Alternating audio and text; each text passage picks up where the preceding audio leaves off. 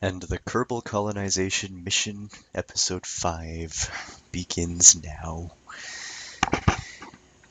We're starting out this mission with a cut of what I did for about a half hour. I took the mapping satellites and I let them run while the moon rotated underneath it. You'll notice the little hexagons there as resource squares are illuminated on the surface, courtesy of the Kethane scanning module on the mapping satellite. The mapping satellites have three jobs. 1, they scan for materials on the planetary surface. 2, they map the surface biomes for later use. And 3, they act as communication relays for messages from the surface. You'll notice the little green squares, those are resources. This is a biome map of the surface. It shows me all the different areas on the surface that can be explored. This is my lander, and now we are going to drop down to the surface to explore the first of the biomes on the surface. This is the actual survey mission that I've been preparing for these last few weeks and have been producing episodes for. Hooray! So, the first thing we need to do is make sure we have enough fuel. It looks like we have enough fuel. Activate our engines. We've detached, and let's pull away from the station. I'm noticing in this post-commentary that I have no monopropellant on board, and that becomes a problem later on. But we'll cope with it when it comes time to deal with it. It does eventually have a happy ending. We've turned off the Kethane grid overlay so that we can actually do the landing on the surface. The first step is to change our orbit so that our periapse is below the surface of the moon. And you'll notice on the blue track that we are beginning our descent. As of right now, if we do nothing else, we will make a hardware-assisted litho break on the planetary surface. That would be another term for crashing. You do not want to intersect the planetary surface if you are not actively working to prevent a catastrophic intersection with the planetary surface.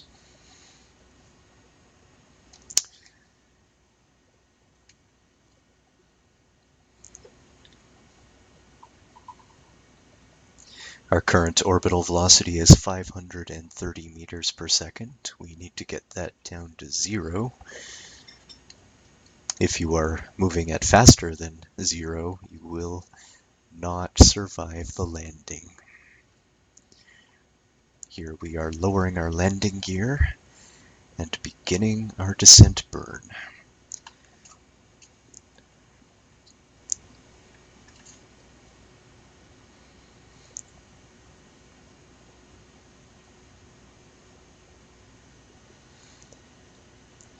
I'm using the map to find a nice flat spot to land.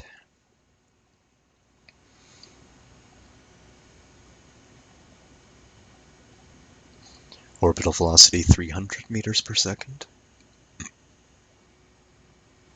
Excuse me.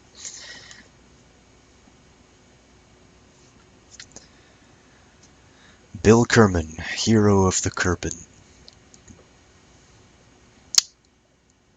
Hero of the Kerbals. The planet is Kerbin, the race is Kerbal.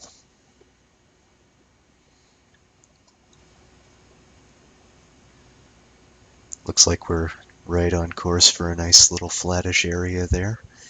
We generally don't want to land on a slope because you have a distressing habit of tipping over if you land on a slope. Altitude 7,500 meters. The altitude meter on the top of the screen gives you the altitude over a hypothetical sea level, not the actual height above the surface that you are likely to see. So our actual landing altitude is probably going to be something like 3,000 above sea level, which is where the surface is as opposed to the altitude. The same is true on Earth. If you're landing at 1,000 meters, you could be landing in Colorado or something. Alright, we are gently approaching the surface at 30 meters per second. While we're landing, we want to look out for things like our shadow, which is why I have the camera angled like that. Ideally, you want to have some way of spotting the surface before you actually intersect with it. So landing lights are a good thing to have. The shadow is a good thing to look for. Ground scatter is a good thing to look for, like rocks and stuff. I do not have that turned on at the moment. Okay, easing us down. If we land, we want to land at less than 10 meters per second, the indicator at the bottom of the screen. And 2 meters per second, just above the ground. The ground is very close now, but we can't actually see exactly where it is. So, oh, and we land. And we land poorly. And we're tipping over. Tipping over is not something that's usually easy to recover from. So, how can we recover from this? We pull in our landing gear and rock back and forth, maybe rotate, so yeah. Good. We rotate so that we're facing downhill and then kind of try to rock ourselves back up, and then hopefully we can get up. Because we don't have any RCS fuel, we can't use fuel to right ourselves, so we have to rely on the torque of the reaction wheels in the capsule, and we're up. Hooray. We are going back to space today. So, now that we have safely landed and righted ourselves, we can do science. The goo seems to be less dense here. Get a temperature report from the surface. Get a crew report from the capsule. Overwrite the old one. Nothing interesting there. 20 science. We like science. Science is important. And let's get Bill out to do some reports. Get a look around on the surface and see what's going on. Getting a flying EVA report. Apparently hanging onto the capsule counts as flying above the surface, which is convenient. There's two ways to get science from EVA reports. You can get flying above a certain area, a biome in this case. We're in the highlands area of the moon, so we can fly above the highlands and get EVA reports, and we can get EVA reports while standing on the ground. Boom! He falls to the ground and flops around a little bit. Taking a surface sample. Getting an EVA report. It looks like dirt. And it's getting everywhere. But we're going to take it back to headquarters and extract the juicy, juicy science. And we're planting a flag on the highlands of the moon.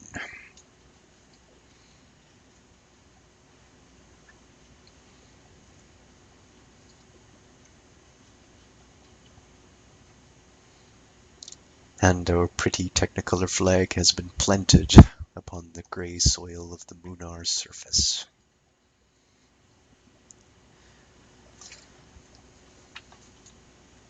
So, the whole point of this Munar survey mission will eventually be to establish a colony on the moon. Thus the title of the series that I've decided on. I've decided that the goal of this whole playthrough of the game is going to be to establish a moon colony with, say, 10 or 20 little Kerbals. And that should be a fun thing to do. Yep. But the first step is to get all the science we need to get life support vehicles up and running, or to get sufficient life support recycling ability. We need to make a sustainable lunar colony. Munar colony. But in the Moon Survey vehicle, we have the ability to store 2 biomes worth of information. The material bays and the mystery goo canisters on the side there can only store 1 sample and cannot be reset until you go back to the laboratory in orbit. So what we're doing is taking 1 science sample from the Highlands, which we've just done, hopping over to the east crater, I believe that is, and then we're going to land and do the same thing again. So we have carefully decided which way to go, launched, and we are moving our ballistic arc over to the approximate area right there. That looks like a nice flat spot. The reason I'm choosing the east crater is that it's nicely under our orbital station path, so we don't have to make too much of a course correction when we go back up, and it's close, so we only have to use maybe 600 meters per second of delta V to hop and then slow down. Now we're making our mid-course turnover so that we can slow down, aiming toward our retrograde travel vector, speeding up time a little bit. Now, slowing down is going to tend to bring our target zone toward us because it'll make our descent steeper. So what we want to do is also thrust a little bit upward to push our target away. We do not want to land on the crater and tip over again. We want to aim for that nice flat spot. You can see that my trajectory is getting steeper as I slow down.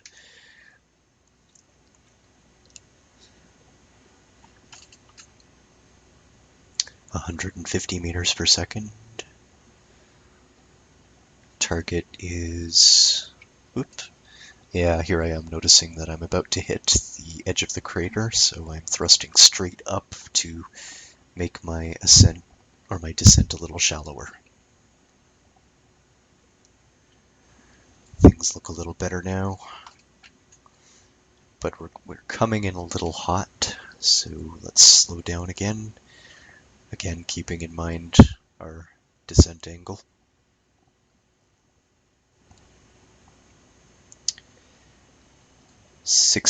"80 meters per second, 60. And let's glide a little bit, get to our landing zone before doing our final descent burn. And this time I'm remembering to turn on my lights so that I can actually see where I'm going. Unfortunately, I used wide lights instead of narrow lights, so they're not going to have much range, but at least I'll be able to see when I'm very close to the surface. From the cockpit, I can see the actual radar altimeter, which gives me the height above the surface rather than the altitude above the hypothetical sea level. Okay, getting pretty close to the surface. We can kind of see ground scatter. Can't see our shadow yet, but just to be safe, I'm keeping it below 10 meters per second. 13 meters per second is about the safe landing speed, but for safety's sake, you want to keep it below 6 or 7 because it's really risky to come in too fast. The slower you come in, the more likely it is you'll be able to recover from, unplanned incidents.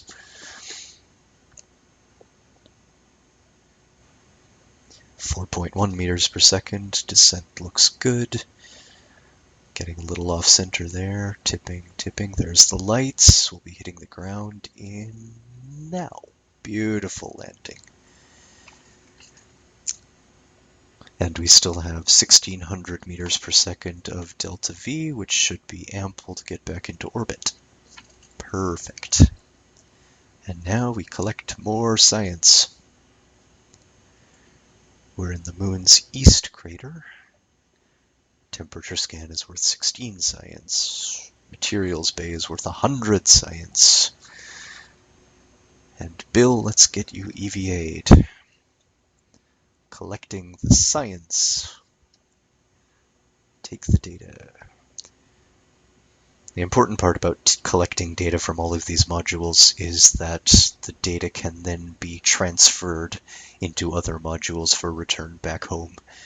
Some stuff you can transmit with perfect efficiency, but other stuff you can't. Things like crew reports are basically just, sentences, and you can transmit them over the radio, but things like soil samples or mystery goo samples, you have to actually bring back home to get the full benefit of the science. Now, the laboratory can enrich these so that you can transmit them for more science. I should probably explain. Say you have a material bay sample that you want to return to Kerbin. You can transmit it for about 20% of the total value of the science, which saves you actually having to bring the sample home. Or you can bring the sample home, which gives you 100% of the value, or you can use the laboratory to do some pre-science on it, and then you can transmit about 40% of the value home. So there is a benefit to having an orbital lab nearby if you can't bring the sample home. But in general, you want to actually try to bring the sample back. In places as close as Mun and Minmus, which is the other moon circling Kerbin, it's not a big deal to bring the samples home. But when you're talking about multi-year long-range missions, it's much more beneficial to transmit as much data as you possibly can back, and it's not necessarily practical to return samples or what have you, especially for unmanned missions that are going to take multiple years. And Bob is getting back into his capsule. Eventually. Hooray! Bob is back in the capsule. Now let's figure out how to get back onto the orbital station. The moon has rotated a little bit in the time since we landed, so we're not quite under the orbital trajectory. But let's fast forward until the station gets above us. Excellent. Ideally, you want to launch when the station is just behind you so that you can make an intersection, so that you can intercept the station straight from the ground. Looks like we're launching. Maybe waiting for a little bit. And throttle up. Heading on a not a 95-degree heading. That looks like a 135-degree heading, which is southwest. Southeast. It's important to plan out your maneuvers ahead of time. Spend some time thinking about what you do before you do it. And we see the east crater fading off in the distance there. That is 2 out of about 16 of the biomes on the moon surveyed. When we get back to the Munar station, we will transmit all of the data that we can transmit for full science value, and that should give us a couple hundred science, which should be enough to unlock a couple more science nodes. Hooray! With more science nodes, I'll be able to build a slightly better lander. There's a few problems with this current lander. One, it doesn't have enough fuel for orbital maneuvering, the RCS thrusters, reaction control system thrusters. I'm not really happy with the amount of solar power it generates.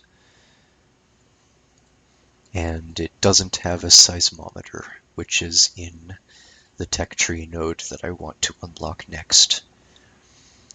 I will not subject any viewers of this video to the mission to replace the landing vehicle, but for the next video we'll have a nice spiffy new landing vehicle, and also I'll refuel the station while I'm at it. That's all routine stuff. So, skipping ahead to the actual intercept.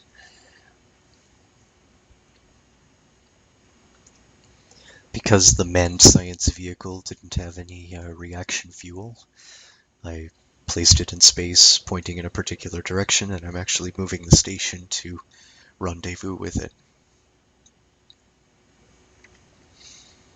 It's a bit backwards, but it does the job. You'll notice that I still have the extra vehicle attached to the side there. I was originally going to use it to ferry the satellites back and forth, but orbits turned out in such a way that it was more convenient to just drop them off with the station. I'm going to deorbit that one and just impact it into the moon's surface because we don't need it anymore. I would bring it back to Kerbin as a science return vehicle, just load up all the science into the capsule there and bring it home. But the problem with that is that there's virtually no life support on that capsule. It wouldn't make the trip back, and it hasn't got solar panels, so if I tried to bring it back, it would just run out of power and die. It was okay originally because the satellites that it was carrying had solar panels, so they were able to generate electricity, but I neglected to include them on the vehicle itself, which is sad. So I'm just going to get rid of it. I might or might not film that for the next video, but what the heck. It is kind of exciting to watch things get blown up.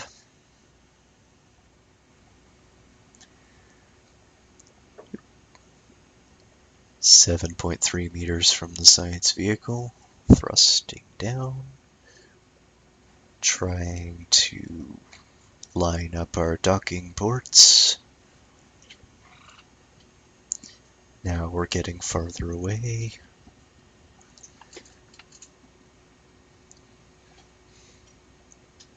This can be a little tricky. The use of life support in this game adds some interesting complications. It makes long distance journeys much more difficult, and it adds extra mass and parts to vehicles that would otherwise be viable. Yep. Magnetic clamps, interlock, and we're docked. Huzzah! And that should be enough for this video. I'll begin next time with an updated lander and more fuel. See you next time.